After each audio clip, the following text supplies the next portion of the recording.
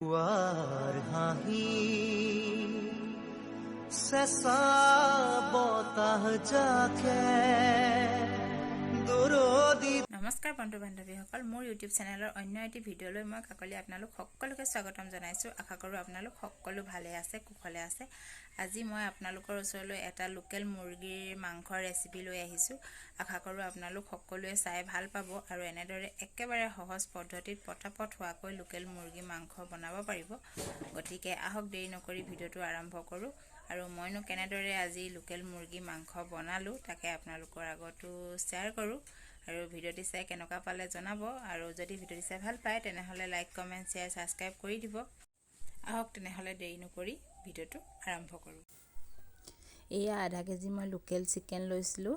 তাত মই অলপমান নেমু, নিমখ, হালধি দি পিনি অলপ আধা ঘণ্টাৰ কাৰণে মেৰিনেট কৰি ৰাখিছোঁ। এয়া দুটা পিঁয়াজ মই ডাঙৰ ডাঙৰ কাটি লৈছোঁ, দুটা কেঁচা জলকীয়া, আদা নহৰু থেঠালি লৈছোঁ, এমুঠিমান মচুৰ দাইল মই তিয়াই ৰাখিছিলোঁ সেয়াও লৈ লৈছোঁ, দুটা আলু গুটি লৈছোঁ আৰু এটা ওলকবি, হালধি নিমখ আন্দাজমতে। এতিয়া মই গেছটো জ্বলাই কেৰাহীখন পাতি দিছোঁ। কেৰাহীখন গৰম হোৱাৰ লগে লগে মই 1 কাপৰ জোখা মিঠাতেল দিছোঁ আৰু মিঠাতেলখিনি গৰম হৈছে, ভালকৈ গৰম হ'বলৈ দিছোঁ আৰু তাত মই এতিয়া পিঁয়াজখিনি দি দিছোঁ। পিঁয়াজখিনি অলপমান ৰঙচুৱা হোৱালৈকে ভাজি ল'ম আৰু তাৰপিছত তাত মাংসখিনি দি দিম। এতিয়া পিঁয়াজখিনি অলপ ৰঙচুৱা হৈছে, তাত মই হালধি আৰু নিমখ দিছোঁ। হালধি আৰু নিমখ মই কমকৈ দিছোঁ কাৰণ মই মাংসখিনিত সানোতেও হালধি আৰু নিমখ ব্যৱহাৰ কৰিছোঁ। গতিকে ইয়াত মই হালধি আৰু নিমখ কমকৈ ব্যৱহাৰ কৰিছোঁ। সেইকাৰণে পিঁয়াজখিনি দেখিছে ৰঙচুৱা হৈ গৈছে। এতিয়া মই তাত মেৰিনেট কৰি থোৱা চিকেনখিনি দি দিছোঁ আৰু কম জুইত আধা ঘণ্টামানৰ কাৰণে এনেকৈ লৰাই ভাজিম, যাতে মাংসখিনি এডোখৰ এডোখৰকৈ গোটা গোটা হৈ যায় আৰু মাংসখিনিয়ে তেল এৰে।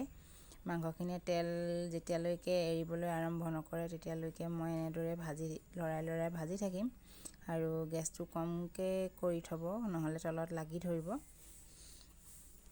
এনেদৰে আধা ঘণ্টামান ভজাৰ পিছত দেখিছে নহয়, এনেদৰে লৰাই ভজাৰ পিছত মাংসখিনিয়ে ৰং সলনি কৰিছে আৰু এডোখৰ এডোখৰ হৈ পৰিছে, প্ৰায় আধা সিজা হৈ পৰিছে আৰু মাংসখিনিৰ পৰা তেলো বাহিৰ হৈছে। মাংসখিনিয়ে তেল এৰি দিয়াৰ লগে লগেই মই আদা নহৰু পেষ্টখিনি দি দিছোঁ, জলকীয়াকেইটা আৰু অলপ সময় তিয়াই লোৱা মচুৰ দালিখিনিও তাত দি দিছোঁ। ভালদৰে লৰাই আৰু অলপ 10-15 মিনিটমান ভাজিম আৰু মচুৰ দাইলখিনিয়ে মুৰ্গীৰ তেলটো ধুনীয়াকৈ শুহি লোৱালৈকে অলপ দেৰি ভাজি ল'ম। মচুৰ দাইল দিয়াৰ কাৰণ এটাই, মচুৰ দাইল দিলে মাংসখিনি গ্ৰেভিটো অলপ ডাঠ হয় আৰু বেলেগ এটা সোৱাদ আহে, খাবলৈ খুব ভাল হয়। যদি আপোনালোকে বনাই খোৱা নাই এনেদৰে মচুৰ দাইল দি মুৰ্গীৰ মাংস বনাই চাবচোন, খুব সোৱাদ হয়। আপোনালোকে বেলেগ মাংসটো এনেদৰে মচুৰ দাইল দি ব্যৱহাৰ কৰিব পাৰিব। আৰু অলপ দেৰি ভজাৰ পিছত মই আলু আৰু ওলকবিখিনি তাত দি দিছোঁ। আলু ওলকবিখিনি দি লৰাই অলপ দেৰি ঢাকি ৰাখিলোঁ আৰু এতিয়া আকৌ 15 মিনিটমানৰ পিছত মই এনেদৰে লৰাইছোঁ, নহ'লে মাংসখিনি তলিত লাগি ধৰিব আৰু লাগি ধৰিলে অলপ খাবলৈ বেয়া হয়, জ্বলা জ্বলা গোন্ধ আহে। গতিকে কেতিয়াও কেৰাহীৰ তলত মাংস লাগি ধৰিবলৈ নিদিব, নহ'লে জ্বলা জ্বলা গোন্ধ আহিব। এনেদৰে 10-15 মিনিটমানৰ মূৰে লৰাই চাইছোঁ আলু আৰু ওলকবিখিনি অলপ দেৰি আধা সিজা হৈছে নাই। আধা সিজা হোৱাৰ লগে লগেই এয়া মই জিৰা পাউডাৰ, ধনিয়া পাউডাৰ আৰু গৰম মছলা 1 চামুচ ৰেড চিলি লৈ ইয়াত মই অকণমান গৰম পানী দি ধুনীয়াকৈ গোটেই মছলাখিনি গুলি লৈছোঁ। মই মছলাবোৰ ডাইৰেক্ট কেৰাহীত নিদিওঁ, এনেদৰে মই ধুনীয়াকৈ গোটেই মছলাখিনি গুলি লওঁ। গুলি পিনি মই এনেকৈ কেৰাহীত মাংসত দিওঁ, তেতিয়া মছলাবিলাক গুটি গুটি নহয় আৰু জ্বলিও নাযায়। মছলাবিলাক জ্বলি গ'লে অলপ তিতা নিচিনা আহে, গোন্ধ আহে, মানে টেষ্ট আহে। গতিকে এনেকৈ মই গুলি পিনি মাংসত ব্যৱহাৰ কৰোঁ। আৰু মই ইফালে গৰম পানী কৰি ৰাখিছিলোঁ, তাত মই গৰম পানীখিনিও এতিয়া তাত দি দিছোঁ। দি লৈ মই আৰু প্ৰায় আলুগুটি সিজিছে আৰু দেখিছে 10-15 মিনিটমান ভালদৰে উতলিবলৈ দিম আৰু তাৰপিছতে আমাৰ মাংস ৰেডি হৈ যাব। মই এতিয়া ইয়াত দুডালমান নগা ধনিয়া মানে মান ধনিয়া দি দিছোঁ। আপোনালোকৰ ওচৰত যিটো ধনিয়া থাকে সেই ধনিয়াই ব্যৱহাৰ কৰিব পাৰিব।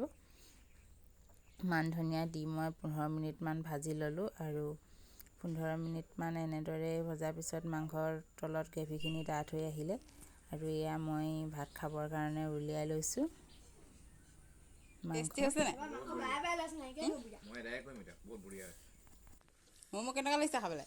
এনেদৰে মাংস বনালে আমাৰ ৰাইজসকলে খাই খুব ভেৰি টেষ্টি ন? মই মাংস আনিলে এনেদৰেই বনাওঁ। আপোনালোকেও বনাই খাই চাবচোন আৰু কেনেকুৱা পালে কমেণ্ট কৰি তেনেহ'লে জনাব। আজি মোৰ লোকেল মুৰ্গীৰ ৰেচিপি ভিডিঅ'টো ইমানতে সামৰিলোঁ। গতিকে আকৌ লগ পাই আছোঁ নতুন এটা ভিডিঅ'ৰ সৈতে। Bye bye.